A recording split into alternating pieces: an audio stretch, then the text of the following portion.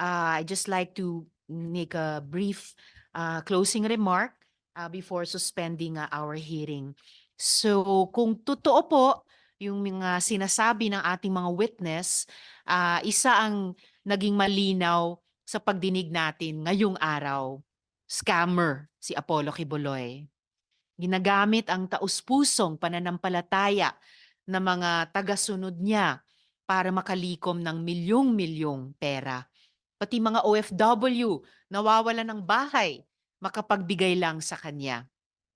Imbes na sa mga bata, sa mga mahihirap, sa mga vulnerable, sa mga disaster victim survivors na pupunta ang mga pangsosolicit nila, mukhang puro sa luho niya napupunta sa private jet at jet fuel, sa mansyon at marami pang iba.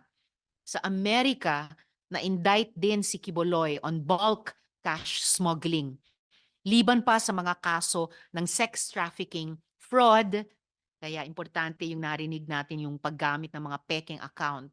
So sa Amerika, fraud and coercion. At ngayong araw napag-alaman natin mukhang nakaabot pa sa Singapore at sa Canada.